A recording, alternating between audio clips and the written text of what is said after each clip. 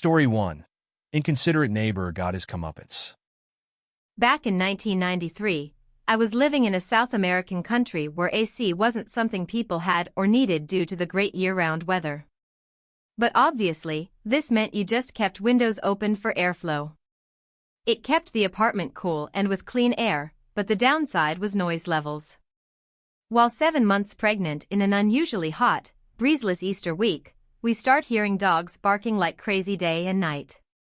It went on for days and ID had it, so I went floor to floor to find where this was coming from, and when I got to the offending apartment, I found a group of angry neighbors knocking on the door of the apartment, which was one of those heavy-duty security doors with metal bars that slide into the top, bottom and sides when you lock it.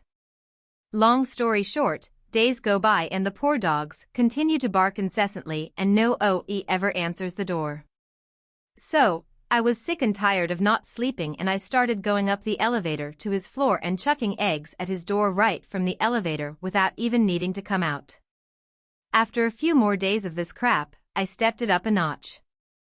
I took a tube of crazy glue and squirted its contents into the security door's lock. When the guy returned, he had to call the fire department to help him get through to his apartment. As this was a steel door with bars that went into the solid concrete walls, ceiling and floor around the door's frame, they had to use pickaxes to destroy everything around it to be able to pull out the door because there was no earthly way to get the lock to open. You can only imagine the mess and what it must have cost him to fix the door and surrounding structures. I was at first feeling like I'd gone too far, until I got the full scoop. It turned out he went off on Easter vacay for 10 days and had left 2 large dogs chained up in a tiny bathroom with a bunch of food and water. Then I didn't feel so bad. Edited for formatting. Comment 1. Yeah, he deserved far more than an expensive repair bill. I am glad for what he did get though. Comment 2. Would have been sweet if the fireman whipped his butt for his inconsiderate and inhumane behavior. Comment 3. We all know those dogs ate all the food and drank all the water within the first 2 days. What a piece of shit. Comment 4. I'm sure it was fun cleaning up a tiny bathroom with 2 large, upset dogs trapped inside for 10 days. It must have been a literal shit storm. Comment 5. Sounds like a stinky mess in that apartment. Good revenge, maybe he got the message. Probably not, winky face. Comment 6. Pregnant lady. Good on you for finding a petty response rather than going coconuts. I'm not always pro-petty behavior, but when it is righteously served, I cheer. Story 2. Hostel mate almost got my phone damaged. Now I'm a nuisance to her. So I stay at a large multi-storied ladies' hostel. And we don't have plug boards in our rooms. Probably because precaution, since there's like 400 of us and someone may plug a straightener or iron box in their room and leave it on and close the room and no one will know until it's too late. Instead, we have a community plug board with about 15 plug holes in each floor. These plug holes have their own respective switches near each of them.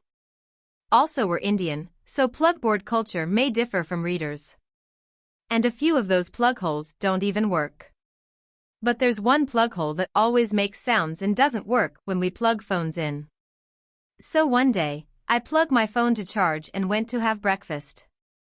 Later when I returned, my phone was changed from the original plug hole I put it in, and this girl has put hers in the hole I used. Now that would have been okay, but there was plenty of plug holes free, but she chose to take my phone and charger off that particular hole and put in hers. And not only that, she plugged my phone on that faulty sound-making plug hole and had switched it on. My phone wasn't charging obviously, but given the nature of that one plug which makes sound like small cracklings, my phone could have gotten damaged. I am broke for these people's stupidity. I kept in my mind her phone case color and charger color. So nowadays, whenever the girl with the pink phone case, black charger plugs her phone in, I check if someone is around and turns off the switch of the plug hole she plugged it in. I've done it many times now. I'll do it until I feel I've done enough. That Topoica shell can underscore with her now always half-charged phone. Comment 1. This is very petty indeed. Good for you, OP. Comment 2, LPT, put tape over the broken power outlet marked fire hazard, do not use. Comment 3. That small crackling sound was very likely a loose wire that sometimes touches the power pins or switch behind the plug board. Not likely to kill your phone, but it probably won't charge it either. Comment 4, I'm unfamiliar with the tapioca shell saying, but am now hungry for some delicious tapioca pudding. Comment 5. Love the tapioca saying. Could you explain it? GIF? Emote free _ joy. Comment 6, it probably low-key drives her a little bonkers too, trying to reassure herself that she did turn it on, lol. Stay out of sight of the camera on the phone when you do this, OP, just in case she does it and is secretly recording instead. I don't think she would, but you know, just a precaution. Story 3. Got my vengeance on dumbass. Back in the late 90s, I had a guy who always wanted repairs done on his pickup, but then argued the bill trying to get me to cut the price in half. After him doing this 5 or 6 times, I had enough. He wanted me to install a new exhaust system. I knew what he was gonna pull, so as I installed the pipes, I welded a cap over the mufflers and drilled 1-inch hole in the center of the cap. I knew it would severely restrict the flow and didn't care. Then I installed the tailpipes. And sure enough, when the time came to pay, he wanted a discount. I gave him $50 off just to shut him up and get him to leave.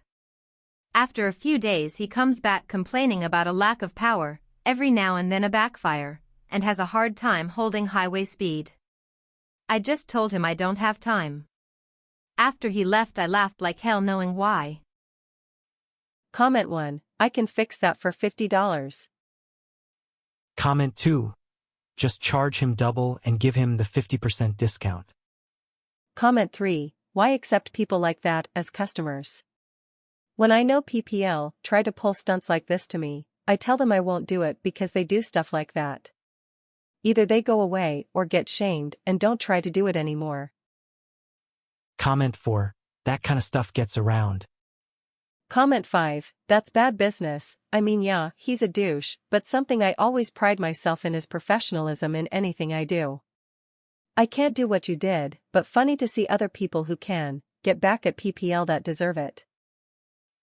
Comment 6, if you don't want to do the work, no need to do it badly. Just don't do it.